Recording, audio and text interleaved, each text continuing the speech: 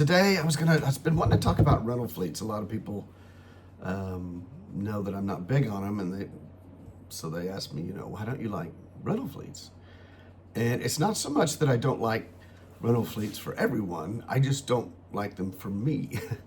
One reason is I'm trying to find strategies that build and create wealth much faster than that. The problem with rental fleets is it really takes decades in order to get to your ultimate goals. That's at least my opinion. I think they're really, really good for wealth preservation because you can not only protect wealth in an extremely safe way, but you can build somewhat. But there are many things about them that I don't like. Primarily, the management intensity that's required to deal with tenants, because tenants have problems, tenants complain, tenants have drama, tenants have crazy things happen to them. But the biggest difference between those people who are pure rental tenants versus a tenant buyer, as in a lease option or CFD, is one party wants to rent and one party wants to buy. And I don't care what you call it, the guy who has interest in the house is going to take care of it better than the guy who doesn't. The guy who has interest in the house is not going to have a lot of drama. Tenants always have drama. And unfortunately, because we learned this, remember, we converted, I don't know how many hundreds of pure rentals to contract for deeds, and we were hopeful when we went through that exercise that we could keep the same people in the houses, that we could say, okay, renting is not very good for you, but if you have an interest in the property, it could be really good for you if you do right by the property and, make your monthly payment, etc. But they don't want to take any responsibility for anything. They want you to be responsible for everything. And that is why they rent. And I get it, but it's just that contributes to a huge management issue. And then so, of course, you get to the point where you want to farm that management out. It's such a hassle. But it doesn't really help because it's still a hassle for the management company, right? They're the ones having to deal with these issues day in, day out, just like you would have had to if you didn't hire the management company. And that's why a lot of people are successful with rentals up to, 5, 10, maybe 15. But then the time that it takes, the daycare psychology of dealing with tenants wears you down. The good news about management companies is that it allows you to scale your rental model. There's no doubt about it. Because you can't do it on your own because it'll drive you crazy. And that's the problem. That's the point.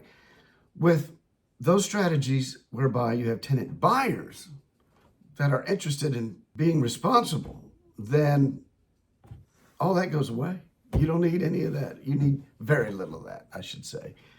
I'm not going to say you're exempt from dealing with tenant issues, even on a contract for deed, but they're very, very seldom. It's the old, you have a plumbing problem, that's terrible. Here's a number of a good plumber. And you hang up the phone. Whereas a landlord can't do that. A landlord has to call the plumber, schedule it in, confirm that they didn't get ripped off by the plumber, but that the repairs were made properly, then communicate back to you, back to the tenant. This whole piece of round and round.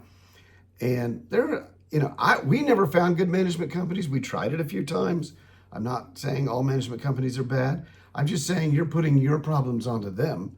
It doesn't mean the problems go away. It just means you gave them to someone else. And they want 10% of the take. They want 10% of whatever the gross, by the way, not 10% of the net. 10% of what you collect, approximately. I'm sure there's management companies at 7, 8, and 11, and 12, but standard deal is 10%. So the reason they need that much, and the reason that seems unreasonable to those who are paying the bill, is because they got to be daycare operators for these tenants.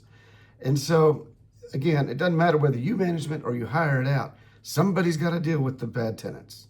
And they take up unbelievable amounts of time, so unproductive, and it'll drive you to an early grave.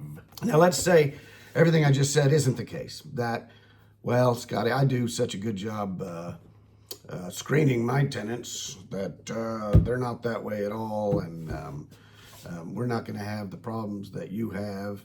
And I don't know what argument they would make, but let's say they're right. Okay, even if that were the case, it still takes decades to get to where you want because of the turnover. Even if those rental tenants behaved as buyer tenants, it takes decades to get to where you want to get.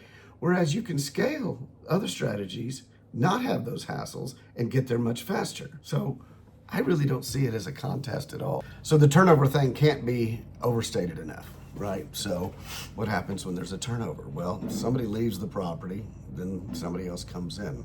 Every time there's a turnover, it's really hard on a property. Let's assume that your tenants took very good care of the property. Well, it's going to be an easier turnover because sometimes they don't. And they can be quite expensive, cleaning things out that they left behind, repairing things that they destroyed. But even if they didn't, now you got a loss of revenue, right? The time that they're out before you get somebody else in is lost revenue, right? The expense of cleaning it out, the expense of evicting them if that's what you had to do to get them out, and the time and attorney's fees, etc. And then your marketing team. Now you got to pay somebody to find somebody else to bring in. Turnovers are brutal on the bottom line. I had some, people who own rental fleets say, yeah, I pretty much just take off. I've got 12 months of revenue, right? I take off a month for vacancy. I take off a month for paying the management fee, and I take off a month for the turnover expense when that occurs. Okay, then base your numbers off 9 months of rent. Don't base them off 12 months of rent. And plus, it's human nature to assume or not fully account for all of the expenses of those maintenance improvements and repairs. Because if they're doing it on their own, they're doing it as cheaply and as efficiently as possible. If you're doing it for someone, it's going to be done as quickly and as expensive as possible to get it out of your life and onto the next issue. Does that make sense? I remember a phone call from a vendor, which I thought was a pretty clever business model on his part, but when he found out we had, prior to the conversion, all these rentals, he called and we spoke about it. And his whole business was based around air filters. The air filters, that you change in air conditioning units or the vent system.